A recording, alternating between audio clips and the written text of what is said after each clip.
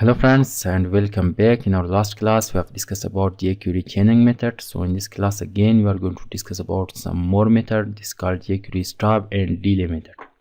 So the first you need to just remove this from CSS also and from body area also. So here inside the body area, at first we are going to create a button start, button close. I'm just writing here something, click for result, click, not this, for result, and this should be the text which be written on the button. And here you can create ID or class. I'm just creating ID.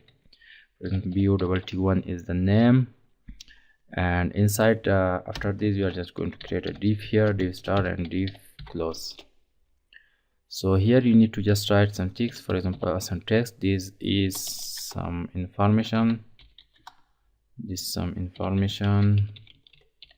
about how we can use Jquery stop and delay method. You can just copy this, select Ctrl+C, and you can just copy two more time or one. Ctrl+S. Now just launch in Chrome this file, and you can see we have a button here and some text. So just come here inside the CSS. You can just say we have a class here or not. You need to just create a class here. Class is equal to, you can say div1 div1. So you can just call this div1, open a curly braces. So the width should be something like 230 pixel. The height should be something 190. The background color, orange color. The text color should be just you can say green. You can say text align, justify, font size something like 20 pixel. You can just save this. Now come back here and refresh. So the width attribute is not work, 230 pixel. You forgot to just put a semicolon here. Refresh. So this is the box. Just by clicking this button, we want to just work on this box or div. So you can just come here inside your script tag or Jquery script tag. You can insert a $sign, then a round bracket, dot, another round bracket, semicolon. So you need to just come here, insert a single quotation. Inside that you can just select BU for ID of hash, BUTT1 as we have written here.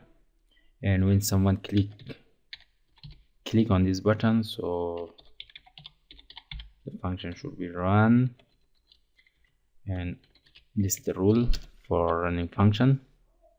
Insert a curly braces, round bracket, full stop, another round bracket, and semicolon. This is called basic syntax. Inside this single quotation, this time with dot div1.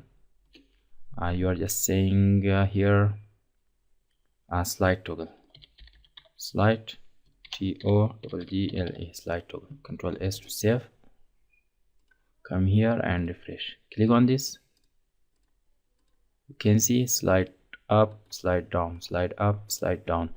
One more thing, you can just focus here. I'm just doing this zoom. I'm just doing multiple times of clicking on this button. For example, 10 times of clicking. So you can see it is just coming and going. It's just moving 10 times. So you can just stop this just running of this you can say box or web page, anything you can say. You can just stop this running just by using one more attribute. This called just here. After this dot, you can use delay or stop. First we are going to use stop method, and you can just use a dot here, Ctrl+S, Now just come back and refresh. Now do multiple click on this. You can see it's not running. I'm just doing multiple times of clicking, clicks, but it is not just moving up or down. You can just stop this. And one more, instead of stop, you can use delay also, delay, delay.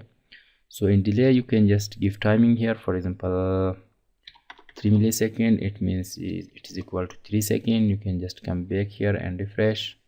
In 3 seconds, it will just slide up. You can see in 3 seconds, it will slide down. So you can give the timing like this. You can give 1 second or 1000 seconds, Control S. Refresh and click on this. In 1 second, you can see slide down, slide up. So you can give half second also. Control S and just come here, refresh. So you can see slide down, slide up. So yes friend, this was about stop and delay method. I hope you are understand, you are clear, it's clear for you. And please watch the videos and do practice. Have a nice time and see you.